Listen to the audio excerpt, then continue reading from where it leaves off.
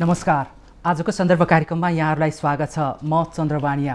दर्शकवृन्द, आजको श्रृङ्खलामा हामी सत्तारूढ दल नेकपाभित्र फेरि विवाद किन बढ्यो भन्ने सन्दर्भमा केन्द्रित भएर आज हामी छलफल गर्ने प्रयास गर्नेछौँ।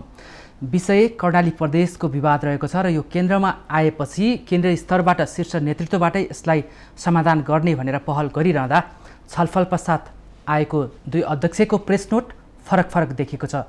परस्पर विरोधी यो प्रेस नोटले अबको नेकपाको भावी दिशा कता मोडिएला भन्ने सन्दर्भमा केन्द्रित हुनेछौँ, किनभने शीर्ष नेतृत्व अहिले बालुवाटार, खुमलटार र कोटेश्वरको यात्रामा छलफल केन्द्रित देखिन्छ। यसले सिङ्गो नेकपामा असर पर्ने त देखिन्छ नै, यसले सरकारको प्रभावकारितामा कस्तो असर गर्छ र नेकपाभित्र यसरी विवाद बढिरहने हो भने छिमेकी देशसँगको सम्बन्धलाई यसले कस्तो असर गर्छ, आज हामी जान्ने प्रयास गर्नेछौँ। यो विषयमा छलफलको लागि आज हामीसँग कम्युनिस्ट पार्टीका पुराना नेता एवं नेकपाका स्थायी कमिटी सदस्य लीलामणि पोखरेल आज हामीसँग हुनुहुन्छ। यहाँलाई स्वागत छ। धन्यवाद। भूमिकामा भने म सिधै प्रश्नमा जान्छु। सत्तारूढ दल नेकपाभित्र फेरि विवाद बढेको जस्तो देखिन्छ। समाचारहरू हेरौँ प्रायः त्यस्तै देखिन्छ। के विवाद बढेकै हो अहिले? केही समस्याहरू पैदा भएको हो। स्थायी समितिको बैठकले 15 बुँदे जे निर्णय गरेको थियो त्यसका टोटल स्पिरिट के थियो त भन्दाखेरि मूलतः पार्टीमा देखा परेको अन्तर्विरोधलाई अहिले एकतामा केन्द्रित गर्ने, अहिले द्वन्द्वको बेला होइन, अन्तर्विरोध चर्काउने बेला होइन, अहिले एकताको बेला हो। त्यसका आधारभूत कारणहरू के थिए त भन्दा हामीले शान्ति प्रक्रियामा आइसके पछाडि एकीकरण प्रक्रियाका कामहरू पनि पुरा नभएका, संविधान कार्यान्वयन गर्नुपर्ने कुराहरूमा पनि केही बाँकी रहेको, त्यसपछि कोभिड-19 को जुन महाप्रकोप छ त्यसले पारेको असर, तात्कालीन स्थितिमा बाढी पहिरोबाट नेपाली जनताको झन्झनको क्षति भएको स्थिति र अन्तर्राष्ट्रिय शक्तिहरूले नेपाली कम्युनिस्ट आन्दोलन विभाजित होस् भन्न चाहिरहेको र उनीहरूका गरेका प्रयत्नहरू अनुभूति गरिकन हामीले अहिले हाम्रा कमी कमजोरीहरूलाई आत्मसात गर्दै अब सच्याउने, सरकार सञ्चालनका निम्ति होस्, पार्टी र सरकारको बिचको सम्बन्धको कुरा होस्, सरकारले गर्ने काम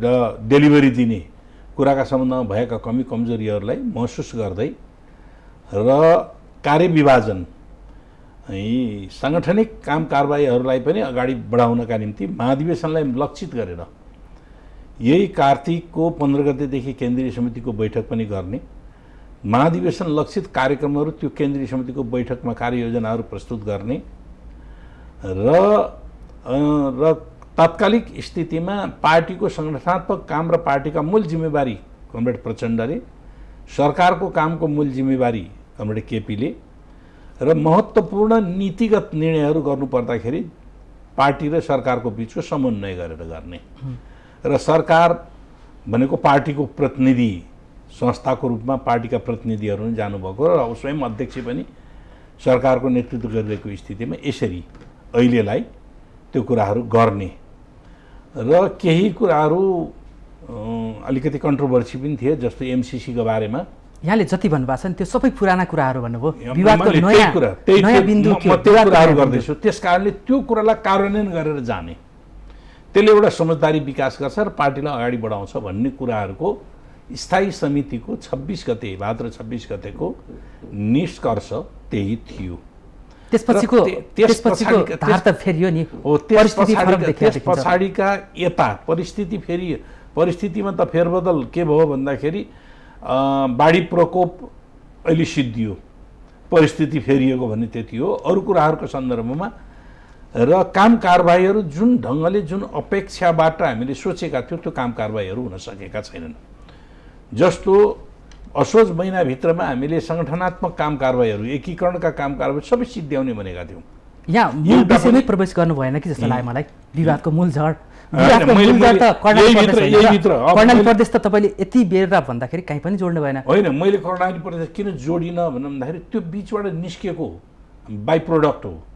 हामीले यी कुरा गर्ने भन्यौँ, यी कुरा गर्नुको बदला यो हाम्रो सहमति हो, यो सहमति कार्यान्वयन भयो कि भएन त भन्दाखेरि यो सहमति कतिपय ठाउँहरूमा कार्यान्वयन भएन।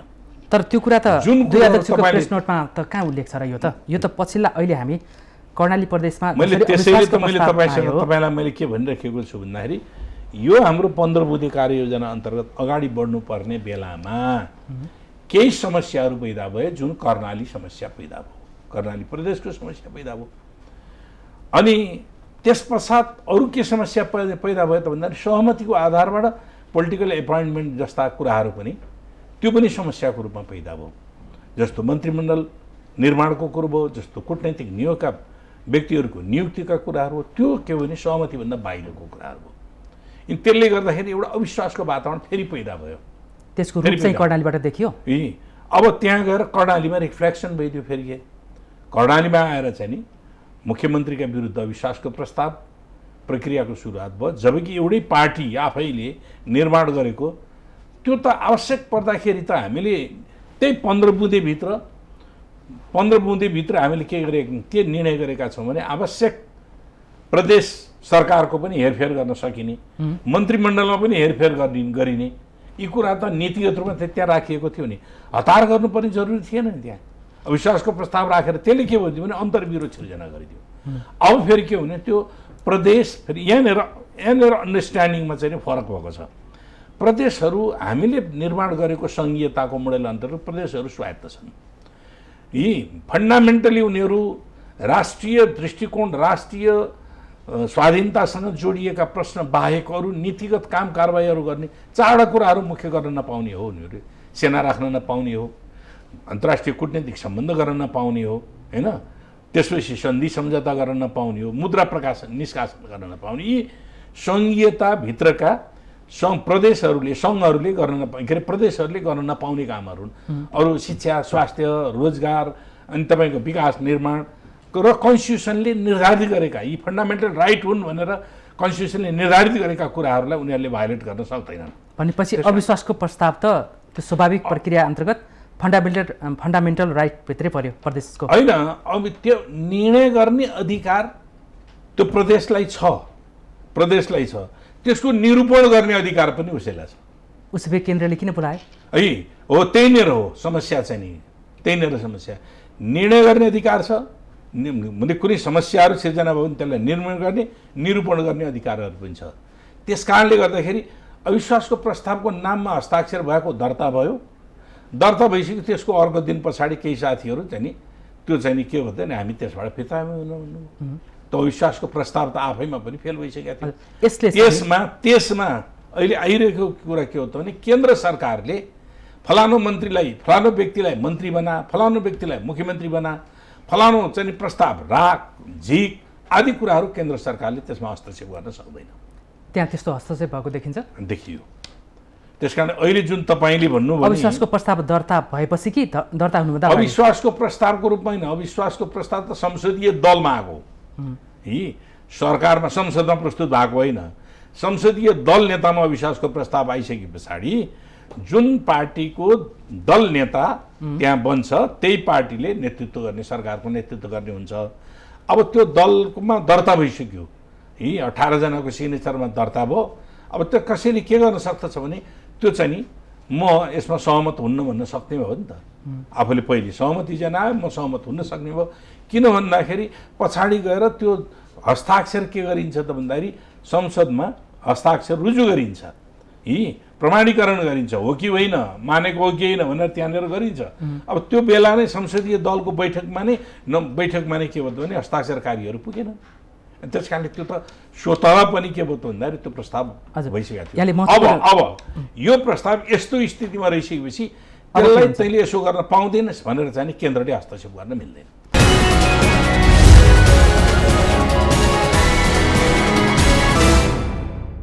अब अहिले बालुवाटारमा भइरहेको समस्या चाहिँ के हो त यो कर्णाली प्रदेशको विषयलाई लिएर? म बालुवाटारको समस्याको बारेमा हेर्न चन्द्रजी, बालुवाटारको समस्याको बारेमा म जान्न, किनभने मलाई थाहा छैन बालुवाटारमा के तर मिडियामा आएका कुराहरूको बारेमा चाहिँ नि उहाँको आधिकारिक व्यक्तिहरूबाटै सार्वजनिक भएको त्यही हो। आधिकारिक व्यक्तिहरूबाट दुईटा प्रेस नोट देखा पर्यो। एउटा प्रचण्ड कमरेडको चाहिँ नि सचिवालयबाट, एउटा प्रधानमन्त्री कमरेडको चाहिँ नि सचिवालयबाट 4 बुँदामा सहमति भयो आदि इत्यादि, त्यो प्रस्ताव फिर्ता गर्ने अनि संसदीय दलको नेतालाई यथावत गर्ने, अहिले नियुक्ति भएको नेतालाई चाहिँ हटाउने भन्ने एउटा प्रस्ताव आयो। एउटा चाहिँ यस विषयमा केही पनि भएको छैन, कुनै पनि निर्णय भएको छैन, त्यो निर्णय अब प्रदेशलाई नै गर्न दिने भन्ने कुराहरू भएको हाम्रो, त्योभन्दा बाहेक अरू कुनै सहमति भएको छैन भन्ने कुराहरू। यसले के देखा पर्यो त भन्दा सत्य के हो त अब? सत्य होइन, सत्य त दुइटै कुरा आइसके पछाडि त दुईवटा कुरा आइसकेपछि सहमति भएको छैन भन्ने कुरो त सत्य भयो नि त होइन। सत्य त सहमति भएको छैन भन्ने कुराहरू भयो होइन।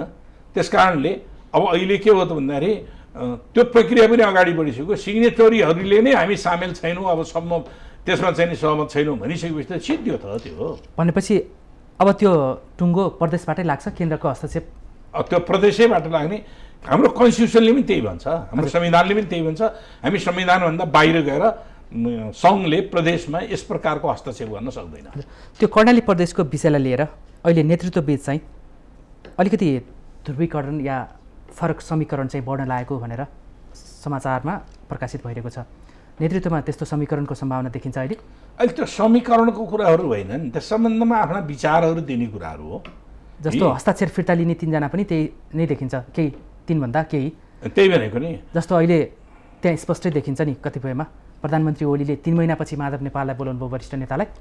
अब प्रचण्डसँगको सम्बन्ध भन्दा पनि यो त प्राइम मिनिस्टरले कुनै पनि नेतालाई बोलाएर छलफल गर्ने, आफ्नो कुराकानी गर्ने, अन्तरण गर्ने, यसलाई आपत्तिजनक कुराहरू मानिँदैन। तर कुन परिवेशमा कसरी भएको छ भन्ने कुराहरू त सञ्चार माध्यम आफैले व्याख्याएर छन्, मैले किन भन्नु पर्यो? हजुर, त्यही त। यो समीकरण कहिले ओली प्रचण्ड गौतम गुट खनाल गुट हुने, कहिले चाहिँ ओली नेपाल गुट हुने, यस्ता छिटो छिटो यस्तो परिवर्तन हुने यस्ता समीकरणले पार्टीलाई कस्तो असर गर्छ भन्नु खोजेको? स्वाभाविक रूपमा पार्टीको दीर्घकालीन योजना कार्यान्वयन गर्ने सन्दर्भमा असर गर्छ, नगर्ने कुराहरू होइन। अस्थिरता कार्यकर्ताको बिचमा एउटा आशंका पैदा हुन सक्छ। हामी त पार्टी एकता गरेका हौँ। यहाँ ओली गुट वा प्रचण्ड गुट या माधव गुट या जलनाथ गुट या वामदेव गुट आदि केही पनि होइन नि। यो के भयो त भन्दाखेरि पार्टीभित्र जब पार्टीको नीति विधि पद्धति अनुसार जब पार्टी चल्न छोड्छ त्यति बेला गुटहरू पैदा हुन जान्छन्। तर पार्टीभित्र विचारधारात्मक आधारबाट विचार समूह फेरि हुन सक्दछन्, त्यसलाई पार्टीले वैध मान्छ। विचार समूह भनेको दृष्टिकोणका आधारबाट नजिक भएका मान्छेहरूको छलफल प्रक्रिया हुनसक्छ, तर त्यो गुट हुन्न। गुट भनेको सत्ता हो, सत्ताको पार्टीभित्रको सत्ता प्रतिस्पर्धा गुट हो होइन। विचारधारात्मक एकताका आधारमा विचार समूह निर्माण हुनु भनेको पार्टीको वैचारिक दृष्टिकोणलाई अझ परिमार्जित गर्नका निम्ति गरिने अन्तर्क्रियात्मक र त्यसलाई परिमार्जित गरेर अगाडि बढाउनु गरिने त्यस्ता संरचना पनि स्थायी होइन ती। आज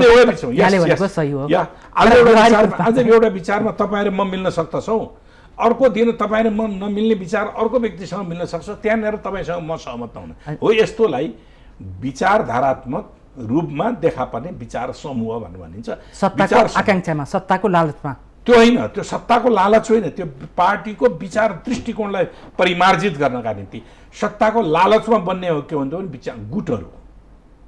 अहिले नेकपामा त्यही त हाबी छ नि? होइन, नेकपामा के हाबी छ तपाईँहरू विश्लेषण गर्नुहोस् है, त्यो तपाईँहरूको जिम्मा हो है। मैले भन्ने के हो त भन्दाखेरि गुट बन्नु पार्टीको सत्ता प्रतिस्पर्धा हो।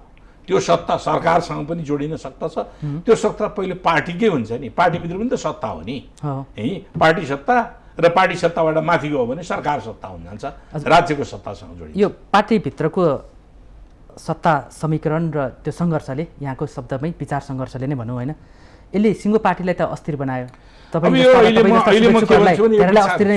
एकछिन, हामी कहाँ पार्टी एकता पछाडि हामीले विचार सङ्घर्षका रूपमा हाम्रो त्यो व्यवस्थित योजना पनि बनेको छैन। व्यवस्थित योजना त एउटा देखिन्छ नि, सिंहदरबारको कुर्सीलाई लक्षित, त्यो होइन, केन्द्रबिन्दु नै, त्यो अलग कुराहरू। त्यो पाटो तपाईँहरूको हो क्या, त्यो विश्लेषण गर्ने पाटो मेरो होइन। मेरो के भन्दा नि म पार्टीको विचार दृष्टिकोण ठिक ढङ्गले गयो कि गएन भन्ने कुराहरूको विश्लेषण गर्ने हो।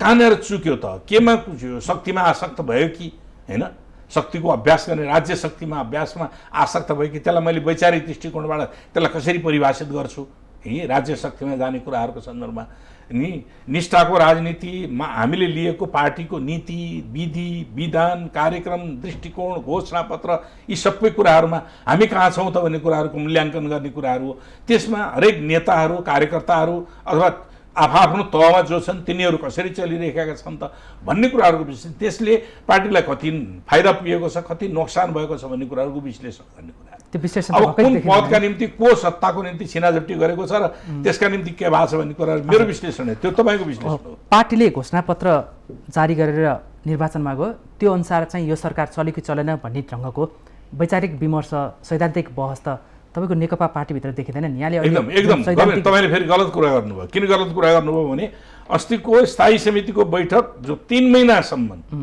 रह्यो नि, त्यसको मूल केन्द्रीय बिन्दु नै के थियो भने हामीले हाम्रो पार्टीको घोषणापत्र अनुसार हामी चल्यौँ कि चलेनौँ, सरकार चलायो कि चलाएनौँ, हाम्रो विधि विधान र कार्यक्रम अनुसार पार्टी चलायो कि चलाएनौँ, हाम्रो मूल फोकस केन्द्रीय विषय नै त्यही थियो। हजुर, तर सचिवालयको बैठकमा त्यो देखिँदैन हैन?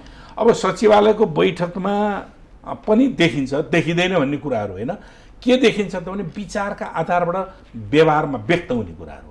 मेरो कार्यप्रणाली कसरी व्यक्त हुन्छ भन्ने कुरा, मैले विचार कसरी ग्रहण गरेको छु भन्ने आधारित गर्दछ। विचार ठिक ढङ्गले गरेको छु भने कार्यप्रणाली ठिक ढङ्गले जान्छ, विचार बेठिक ढङ्गले ग्रहण गरेको छु भने कार्यप्रणालीमा बेठिक भएर जान्छ। अब यो प्रसङ्गमा म अन्तिम प्रश्न राख्छु। कर्णालीको यो विवादले, अविश्वासको प्रस्तावपछिको विवादले केन्द्रमा पनि ध्रुवीकरण देखिन्छ नेतृत्वमा हैन? त्यसलाई ध्रुवीकरण त्यसले पनि एउटा समस्या सिर्जना गर्यो। परस्पर विरोधी प्रेसमा आउन साथै त ध्रुवीकरण भन्नाले सिङ्गो शक्ति विभाजित भएको भन्ने कुराहरू हुन्छ। अहिले बहसमा आयो दुई फरक निष्कर्षका रूपमा आयो। अब तर के देखियो त भन्दाखेरि अहिले औपचारिक रूपमा त के भएको रहन्छ, नत्र भने औपचारिक रूपमा भएको भए त त्यहाँ अर्को पक्ष जो प्रचण्ड कामरेडको पक्ष तर्फबाट जुन प्रेस नोट आयो अब त्यो प्रेस नोटमा त त्यो कुरा अभिव्यक्त हुन सक्दैन, त्यो कुरा त अभिव्यक्त भएन, त्यस कारण त्यो सहमति भएको रहन्छ भन्ने बुझ्नु पर्यो। यो नेकपामा यसरी विवाद देखिरहनुमा छ नि, यो अहिलेदेखि होइन धेरै अगाडिदेखि देखिरहेछ, वैशाखदेखि यता त अलि ठुलै रूपमै देखियो होइन? यसो हुनुमा चाहिँ तपाईँकै पार्टीका केही नेताहरूले पनि भन्ने गर्नुहुन्छ नि, यो नेकपा पार्टी भनेको यस्तो पार्टी हो अहिले यो तोरी र कोदो मिसिएको जस्तो देखिन्छ, त्यसकारण तोरी पेल्दा के आउँछ कोदो पेल्दा के आउँछ, छुट्टा छुट्टै पेल्यो भने त्यसको केही होला, एकै ठाउँ पेल्दाखेरि यस्तै रिजल्ट आउँछ भन्छ नि। कुन नेताले भन्नुभयो त्यो कुरा मलाई थाहा छैन है। हामी ऐतिहासिक आवश्यकताले एकताबद्ध भएका हौँ, हाम्रा सबै कुरा ठ्याम्मै मिले भएर भएको उस्तै देखिन्छ, तर एउटै रङका होइन, एउटै गुणका होइन, एउटै रङका हुन्, गुणमा केही कुरा फरक पर्यो। एउटै रङ त रङ भएर नि, रङ चाहिँ गुण भएन, मार्क्सवादी केही गुणहरूमा भिन्नता भयो। जस्तो हाम्रा कार्यप्रणाली फरक थिए, हाम्रा पृष्ठभूमि फरक थिए। एमाले संसदीय अभ्यास गरेर आएको पार्टी, लामो संसदीय व्यवस्थाको सुरुवातदेखि नै संसदीय अभ्यास गरेर आएको, त्यही संसदीय व्यवस्थाको प्रारम्भदेखि नै माओवादी जनयुद्ध गरेर युद्ध लडाइँ लडेर आएको हो है। र त्यति बेला संसदीय व्यवस्था वेस्टमिनिस्टर मोडेलको संसदीय व्यवस्था अभ्यास गरिरहेको पार्टी हो होइन। संसारको सबभन्दा उत्तम संविधान भनेर त्यति बेला गरिएको पार्टी त्यति बेला, र माओवादीले त्यति बेला यो संविधान खारेज गरेर अर्कै संविधान निर्माण गर्नुपर्छ, जनताको जनवादी गणतन्त्र स्थापना गर्नुपर्छ, जनताको जनवादी गणतन्त्र स्थापना गर्नुपर्छ भनेर माओवादी युद्धमा गएको परिस्थिति हो। जनवादी क्रान्ति सम्पन्न गर्नुपर्छ भनेर गएको समय र परिस्थितिले शक्ति सन्तुलनको स्थितिमा माओवादी पनि कम्प्रोमाइज गर्नुपर्ने स्थिति, संसदवादी राजनैतिक दलहरू पनि कम्प्रोमाइज गर्नुपर्ने स्थितिमा आएर ट्रायङ्गुलर पोजिसन, त्रिकोणात्मक सङ्घर्षको जुन स्थिति थियो क्लास स्ट्रगलको, त्यो दुई कोणमा बदलियो, राजा भर्सेस अरू पोलिटिकल फोर्सेसको रूपमा बदलियो र त्यसलाई एउटा युनिटी भयो। गैर राजतन्त्रवादका विरुद्धमा लाग्नेहरूको एउटा मोर्चा बन्यो, राजतन्त्रवादीहरू एकातिर भए। जब राजतन्त्रको अवसान भयो त्यस पछाडि ती शक्तिहरूको बिचमा केही अन्तर्विरोधहरू भयो। जस नेपाली काङ्ग्रेस संसदवादी पार्टी हो, नेपाली काङ्ग्रेससँग मिलेर आन्दोलन गर्यो राजतन्त्रको विरुद्धमा। जब राजतन्त्रको अवसान भयो, अन्त्य भयो, त्यस पछाडि नेपाली काङ्ग्रेससँग अन्तर्विरोध भइदियो, किनभने वर्गीय दृष्टिकोण एउटै पार्टी थिएनन्, एउटै विचारका पार्टीहरू थिएनन्। त्यसैले यो ध्रुवीकरणको प्रक्रियामा पछिल्लो चरणमा आइपुग्दाखेरि जब संविधान निर्माण गरिसके पछाडि त्यसको कार्यान्वयन गर्ने सम्बन्धमा वामपन्थी शक्तिहरूको एउटा एकजुट हुनु जरुरी छ। किन संविधान निर्माण गरिसकेपछि यो संविधानले लक्षित गरेका कुराहरूलाई कार्यान्वयन गर्नु जरुरी छ। हामीले समाजवाद उन्मुख समाज निर्माण गरेका छौँ, समावेशी समानुपातिक प्रतिनिधित्वको प्रणाली अख्तियार गरेका छौँ, मौलिक अधिकारका थुप्रै कुराहरू हामीले त्यहाँ समावेश गरेका छौँ होइन। राज्य पुनर्संरचना गरेका छौँ, जनतालाई राज्यमा समाहीकरणको कुराहरू गरिरहेका छौँ, थुप्रै कुराहरू गरिरहेका छौँ। त्यो कुराहरू कसैलाई मन परेर कसैलाई मन नपरेर पनि एग्रिमेन्टमा आएको हो। ठिकै छ, पार्टीको यो कुरा गरौँला। यो पार्टीभित्र यसरी अन्तर्द्वन्द्व र सङ्घर्ष चर्किरहेपछि सरकारमा यसको प्रभाव कतिको देख्नुहुन्छ? सरकारमा स्वाभाविक रूपले परिहाल्छ नि, नपरि पार्टी र लोकप्रिय यही पार्टीले निर्माण गरेको सरकार हो, यही पार्टीका प्रतिनिधिहरू सरकारका मन्त्रीहरू छन्, यही पार्टीको घोषणापत्रमा चुनावमा लडेका हुन्, यही पार्टीको चाहिँ नि केन्द्रीय कमिटीका केन्द्रीय चाहिँ पदाधिकारीहरू छन्। त्यस कारणले त्यहाँ एउटै अलग्गै कल्चर हुन्छ, यहाँ अलग्गै कल्चर हुन्छ भन्ने यसको प्रभाव त्यहाँको प्रभाव यहाँ।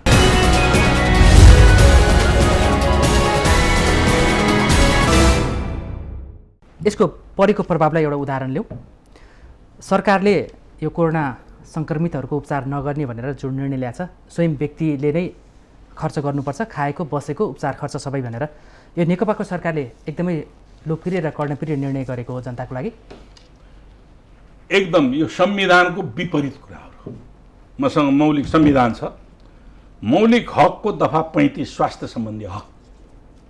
यसमा सबैले आधारभूत स्वास्थ्य पाउने अधिकार। आज हिजो निर्देशक सिद्धान्तमा थियो जनताले स्वास्थ्यको हक प्राप्त गर्ने कुराहरूको, आज हामीले संविधानमा के गरेका छौँ, यही महत्त्वपूर्ण पक्ष छ।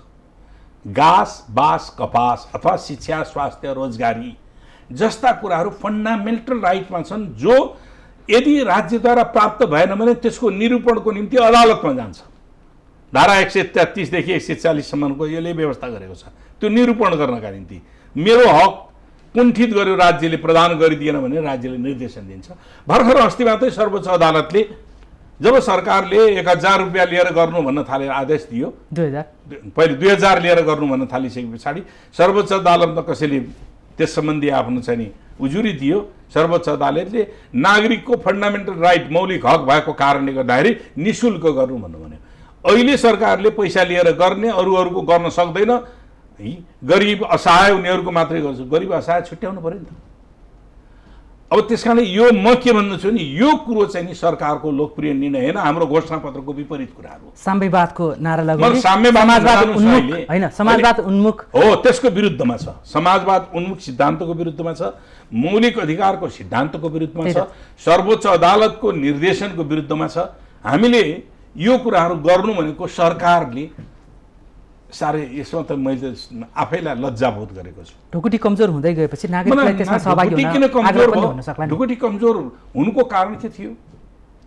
चारैतिरबाट उठिरहेको करप्सन कन्ट्रोलको कुरा आइरहेको छ, भ्रष्टाचार नियन्त्रण। मैले त बारम्बार भनिरहेको छु, एमसिसीको 50 करोड डलर हामीलाई चाहिँदैन। हामीले करप्सन कन्ट्रोल गर्ने भने 50 अरब डलर हामीले यी उत्पादन गर्न सक्छौँ। कसरी सकिन्छ? असम्भव हुँदै होइन। भएका उद्योगहरू चलिरहेका छन्, बन्द गरेका छन्, बेचिएका छन्, नयाँ खुल्नै सकेका छैन। त्यसैले कसरी उत्पादन त्यो त किन भयो भन्ने कुरामा जानुहोस् न। हाम्रो उद्योगहरू किन यसरी चाहिँ धाराशाही बने?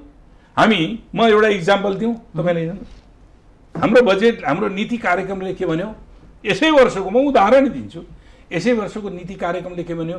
हामी विद्युत उत्पादनमा अब आत्मनिर्भर बन्दै गयौँ। हाम्रो अब नेक्स्ट इयरमा आउँदाखेरि हाम्रो विद्युत प्लस हुन्छ, सरप्लस हुन्छ। त्यस कारणले जनतालाई विद्युत उपभोगको निम्ति प्रेरित गरौँ। हिजो कम खर्च गरौँ विद्युत भनेका थियौँ, अब जनता विद्युत बाल्नुहोस्। विद्युत बाल्न, विद्युत प्रयोग गर्नका निम्ति गरिने के त भन्दाखेरि अब राज्यले फेसिलिटेट गर्नुपर्ने, राज्यले त्यसलाई चाहिँ सहजीकरण गर्नु, उद्योग सम्बन्धी विद्युत कन्ज्युम्सन गर्ने उद्योगलाई प्रोत्साहन गर्ने। अनि इन्डक्सन, हामीले विद्युत जनताको दैनिक जीवनमा विद्युत प्रयोग गर्नका निम्ति इन्डक्सन भाँडा चुल्हाहरू, विद्युतीय भाँडा चुल्हाहरूको चाहिँ व्यवस्थापन गर्ने, ताकि जनताले त्यो प्रयोग गर्न सकोस्। एकछिन पाउँ, यसमा पनि त विदेशी उत्पादनलाई नै प्रमोसन गर्न खोजेको थियो नि। इन्डक्सन हाम्रो उत्पादन छैन। त्यसैले त म भन्दैछु त, मैले पुरै सुनिदिनुहोस् न, त्यो गर्नुहोस्। हाम्रो अहिले उत्पादन छैन भने उद्योगलाई प्रोत्साहन गरौँ। त्यस्ता उद्योगलाई राज्यले सहुलियत प्रदान गरिदियो त्यस्ता उद्योग आउनका निम्ति। र अहिलेलाई तत्कालका के गर्नु भने आयात गर्ने सामानहरूमा विद्युतीय उपकरणहरू प्रयोग गर्ने सामानहरूको आयात गरौँ। र सँगसँगै के गरौँ त भन्दाखेरि त्यसो गरिदियो भने जनताले तेलको सट्टा ग्यासको सट्टा जो हाम्रो छैन बिजुली प्रयोग गर्छ र देशको उत्पादन देशैभित्र खपत हुन्छ र देशको क्रय शक्तिमा वृद्धि हुन जान्छ। एक दोस्रो के हो भने हामीले चाहिँ गाडी चढ्छौँ पेट्रोलियम पदार्थ हरेक वर्ष 2 खरब लगभग 2.5 खरब बराबरको हामीले पेट्रोलियम पदार्थ आयात गर्छौँ लगभग है। अब त्यो हामीले के गरौँ त भन्दाखेरि नीतिले के भन्यो विद्युतीय गाडीहरूको चाहिँ प्रयोग गरौँ भनेर नीतिले भनिदिने, बजेटले के भनिदियो भने विद्युतीय गाडीहरूमा 80% 85% भन्सार बढाइदिने। अब यो भन्सार बढाइदिने कुरोले के गर्यो हेर्नुहोस् है कस्तो छ मजा। विद्युतीय गाडीको भन्सार बढाइदिने बित्तिकै पेट्रोलका गाडी त आयो त, डिजलका गाडी त आयो त। डिजल गाडी आइसकेपछि विद्युतीय भन्सार बढायो, विद्युतीय गाडी आएनन् जुन सस्तो हुन्थ्यो। डिजलका गाडी आए, डिजलका गाडी आउँदाखेरि त्यो डिजल र पेट्रोलका गाडी आयात गर्ने कम्पनीहरूसँग लिगल करप्सन त्यहाँनिर देखा पर्यो। लिगल करप्सन नेकपाको सरकारले नै त हो। पहुनुहोस् न जोसुकै होस् न एबीसीडी होस् त्यसलाई चाहिँ पोलिसीगत करप्सन एक गाडीमा देखा पर्यो। अर्को पेट्रोलियम पदार्थ आयात गर्नुपर्छ, पेट्रोलियम पदार्थ आयात गर्दाखेरि पनि त्यहाँनिर करप्सन देखा पर्यो। अर्को तपाईँलाई मैले एउटा ठेट उदाहरण दिन्छु। हामीले बिजुलीको गाडी चलाउन थाल्ने हो भने 1 युनिटले 10 किलोमिटर गुड्छ। सामान्य यदि एभरेजका गाडीहरू जो दैनिक रूपमा मान्छेले साधनको निमित्त प्रयोग गर्दछन् ठुला गाडीहरू बाहेक 1 युनिट कति पर्छ 7 रुपियाँ। 1 युनिटले 10 किलोमिटर गुड्छ तर त्यस्तै गाडी तेलले चलाउनु पर्यो भने कति लाग्दछ 100 रुपियाँ 1 लिटर लाग्छ। 1 लिटरले 10 किलोमिटर गुड्छ, 1 युनिटले 10 किलोमिटर। 1 लिटरलाई 100 रुपियाँ लाग्छ, 1 युनिटलाई 7 रुपियाँ लाग्छ। 93 रुपियाँको डिफरेन्सेस भयो। खोइ त नेकपाको सरकारले कार्यान्वयन ल्याउनै सकेन। कपा नजोड्नुहोस् न, म त यहाँ त नेकपाको भित्रको विवाद नेकपाको विवादले सरकारमा पारेको प्रभावमा जोड्दैछ। मलाई नीतिगत रूपमा मैले कुरा गरिरहेको छु। त्यसकारणले म नेकपाको कार्यकर्ता हुँ, जिम्मेवार कार्यकर्ता हुँ।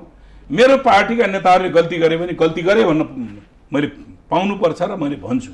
जनताको बिचमा हुने गल्ती भयो भने त्यसलाई सार्वजनिक गर्छ, आन्तरिक रूपमा हुने गल्ती भने आन्तरिक रूपमा हल गरिन्छ।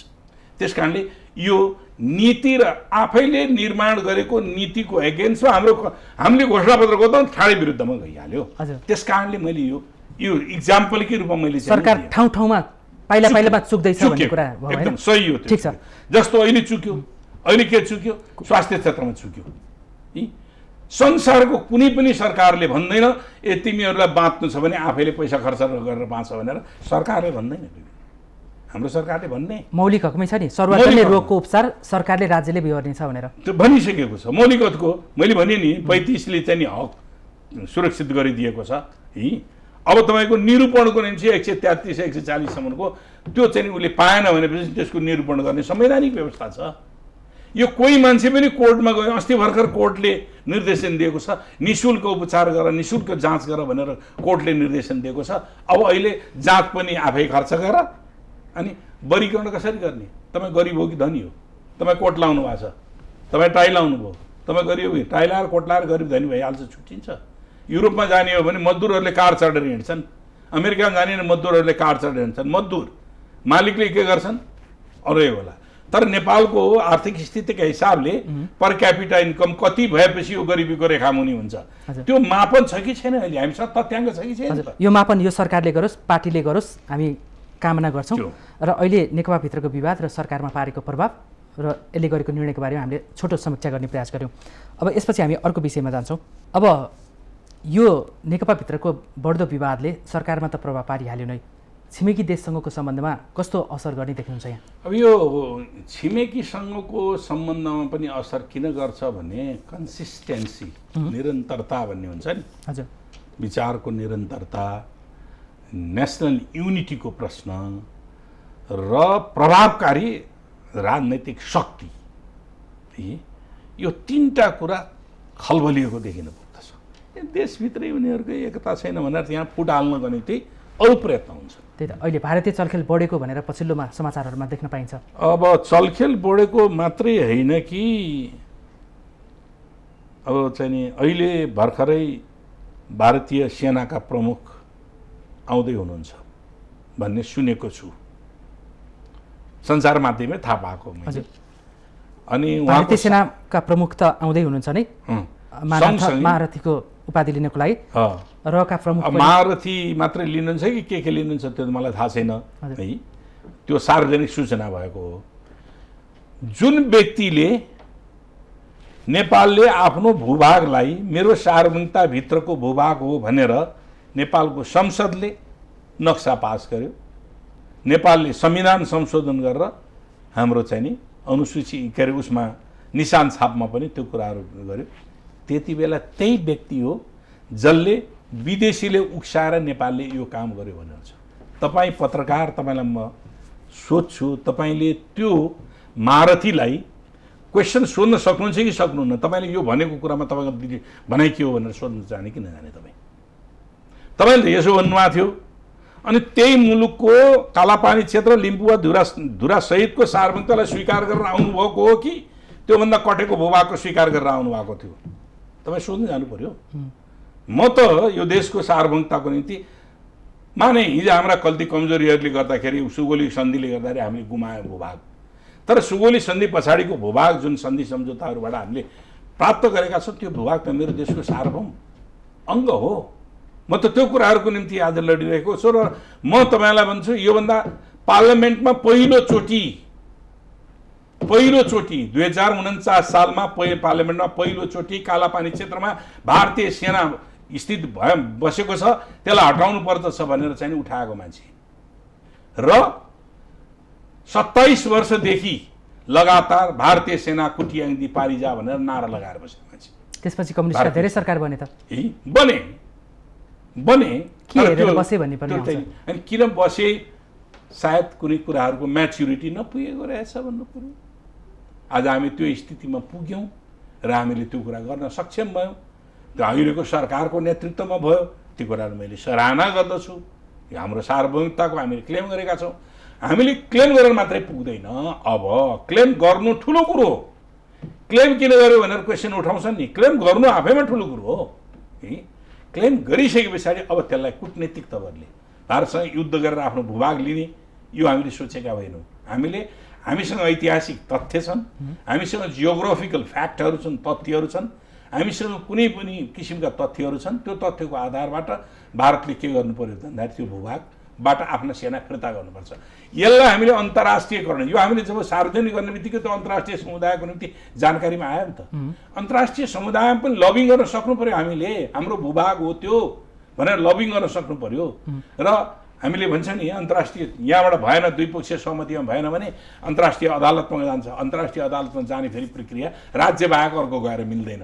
तपाईँको सरकारका परराष्ट्र मन्त्री र प्रधानमन्त्रीले भनिरहनु भएको छ नि यसलाई अन्तर्राष्ट्रियकरण गर्ने बेला अझै बेला भइसकेको छैन। अन्तर्राष्ट्रियकरण त यसै पनि भयो जब हामीले सार्वजनिक गर्यौँ, सार्वजनिक सञ्चारले थाहा पायो नि त। हजुर।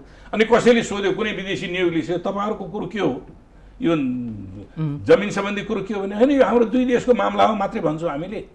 अनि उनीहरूले निशान छाप देखाउँछ, यो त तपाईँहरूले राखिसक्नु भएको छ, निशान छापमा राख्नु भएको छ, तपाईँले नक्सा प्रकाशित गर्नुभएको छ, यो तपाईँहरूको मात्रै दुई थरीको मात्रै हो भन्दाखेरि होला दुई थरी बसेर सल्भ गर्ने कुराहरू हुन सक्ला, तर के भने अन्तर्राष्ट्रिय इस्यु त भयो त। हजुर, यसमा अलिकति यो भारतीय सेना प्रमुख यो मनोज मुकुन्द भानेको नेपाल भ्रमणको सवालमा जस्तो विवादास्पद अभिव्यक्ति दिने नेपाल विरुद्धमा एउटा उहाँको कमजोरी त छँदैछ, त्यस्तो विवादास्पद अभिव्यक्ति दिनेलाई फेरि यहाँ मानार्थ सम्मान गर्ने पनि तयारी भइरहेको अवस्था छ होइन?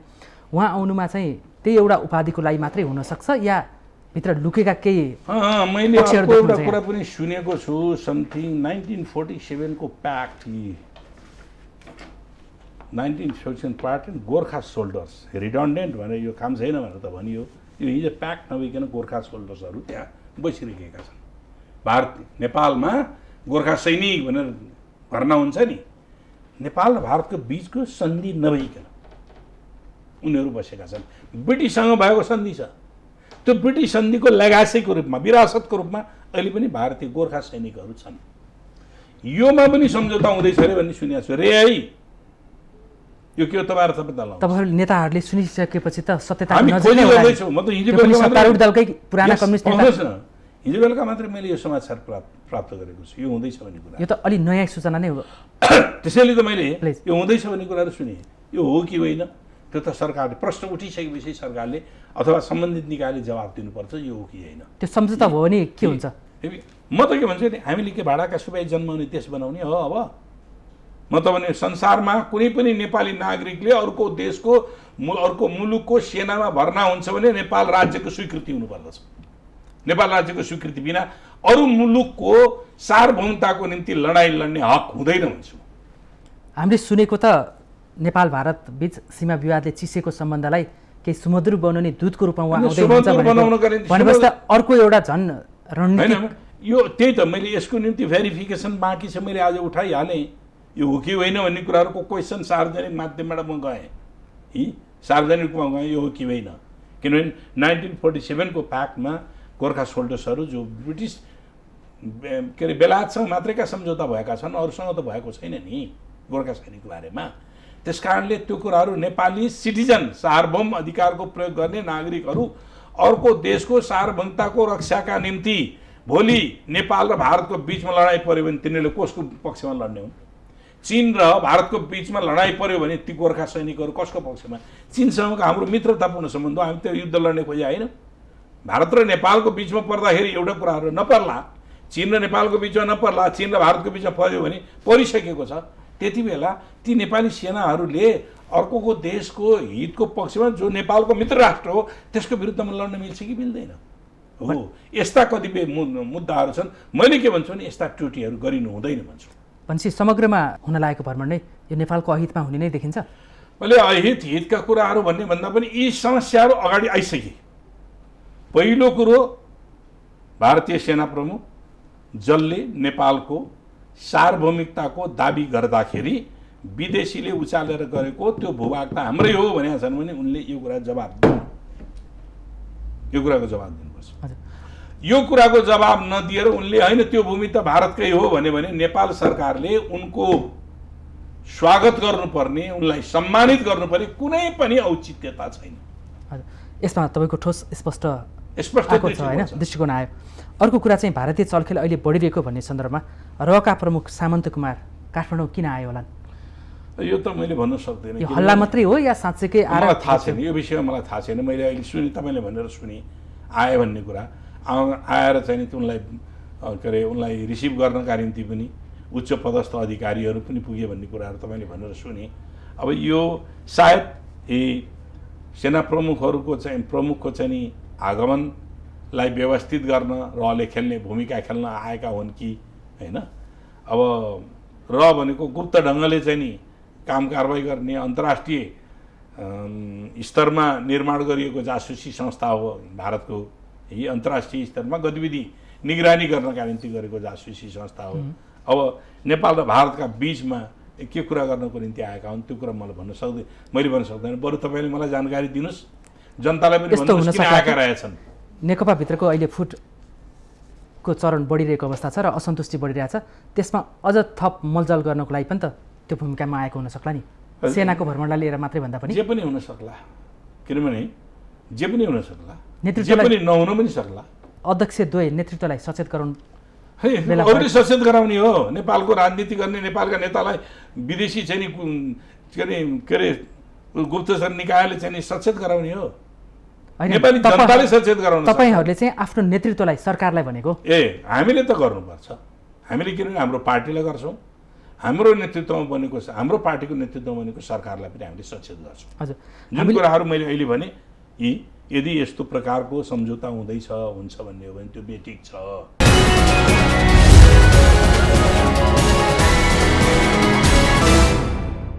अहिले हामी केन्द्रित भइरहेका छौँ सत्तारूढ दल नेकपाभित्रको विवादले सिङ्गो सरकारको प्रभावकारितालाई पारेको प्रभाव र त्यसले छिमेकी देशसँगको सम्बन्धमा पर्न सक्ने असर भनेका छौँ होइन। हामी नेपाल भारतको बारेमा कुराकानी गऱ्यौँ, अब अलिकति चिनसँगको कुराकानी गरौँ न। अब प्रधानमन्त्रीज्यूले पनि अब नेपाल र चिनसँगको सम्बन्ध प्रगाढ छ, थप अझ मजबुत हुँदै जानेछ र चिनसँग भएको सम्झौताहरू अब बल्ल कार्यान्वयनको गर्ने बेला आएको छ भनेर भन्नुभएको छ। चिनसँगको सम्बन्धलाई यहाँ कसरी हेर्नुहुन्छ? नेपाल र चीन बीचको सम्बन्ध 1965 पछाडि जुन प्रकारको सम्बन्ध होइन, त्योभन्दा अगाडि नेपाल र चीनको सम्झौता के अरे द्विपक्षीय सम्बन्ध भएको अलि धेरै भयो, मैले एक्ज्याक्टली मलाई डेट थाहा छैन। 1961मा त पछिल्लो चाहिँ कुरा गरौँ न, सीमा सम्बन्धी सम्झौतै भएको थियो होइन। त्यो द्विपक्षीय सम्बन्ध राम्रो छ। अब तर केही शङ्का उपशङ्काहरू पैदा भएका छन्। कहाँबाट पैदा भयो? हाम्रा आफ्ना केही गतिविधिहरू हामीले 2.5 वर्ष भयो चीनसँग कतिपय सम्झौताहरू गरेका छौँ कार्यान्वयन गर्नुपर्ने, तर कार्यान्वयन एउटा सम्झौतामा पनि कार्यान्वयन अगाडि बढेको छैन। सर्वे त भइरहेछ नि। अब सर्वे भइरहेको छ, सर्वे यति इन्जेलसम्म त 6 महिनाभित्र डिटेल प्रोजेक्ट सिद्ध्याउने भनेको थियो, डिपिआर सिद्ध्याउने भनेको थियो नि त। त्यो बाटोको मात्रै होइन, अरू कतिपय कार्यक्रमहरू पनि अगाडि बढेका छन्। मैले एउटा रिपोर्ट प्राप्त गरेका थिएँ आज दिन पाइनँ, कुन योजनाहरू चाहिँ नि चीनसँग भएका चाहिँ नि अगाडि बढेका छन्, कुन रोकेर बसेका छन् भन्ने कुराहरू थाहा छ। मैले सुनेको थिएँ मन्त्रालयबाटै कतिपय कुराहरूको रोकिएका छन्। चीनसँग भएका सम्झौता कार्यान्वयन गर्नका निम्ति कतिपय मन्त्रालयका अधिकारीहरू पनि अरुचि देखिने, कतिपय मन्त्रालयको नेतृत्व गरेका राजनीतिक नेताहरूमा पनि अरुचि देखिने, त्यस्तो देखिएको थियो।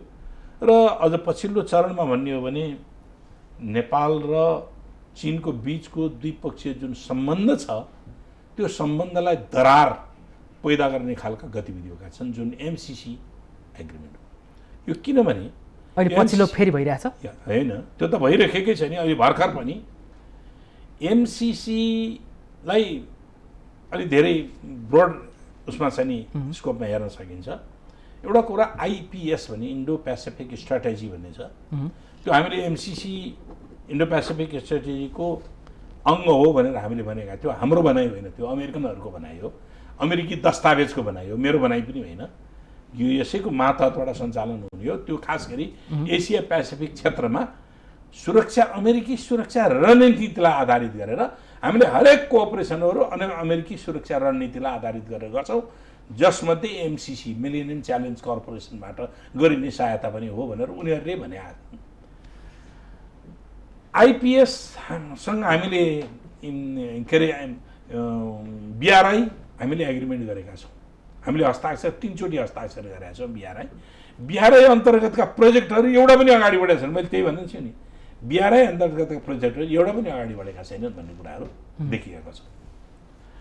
भर्खर अस्ति केही दिन अगाडि मात्रै 4वटा देशहरू जसले आइपिएसको स्थापनाका निम्ति पहल कदमी गरेका थिए, जापान, अस्ट्रेलिया, भारत र अमेरिकाको लिडरसिपमा यी गरेका थिए। ती देशका विदेश मन्त्रीहरूको भर्खर केही 1.5 हप्ता अगाडिको मिटिङले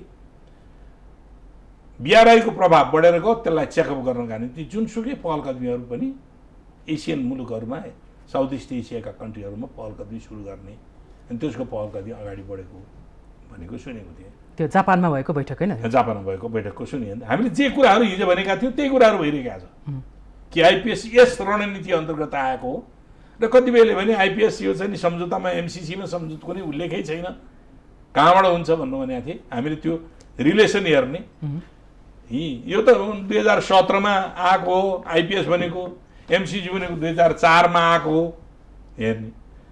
हामीले यसो हेर्दाखेरि के देखिने रहेछ त भन्दाखेरि कतिपय हाम्रो नेपालकै संरचनाहरू, नेपाल राष्ट्र ब्याङ्कको स्थापना कहिले भएको, नेपाल वाणिज्य के अरे नेपाल ब्याङ्क लिमिटेडको स्थापना कहिले भएको, गभर्न कसले गर्छ, यी यस्ता कुराहरू सामान्य कुराहरू बुझ्दैनन् क्या।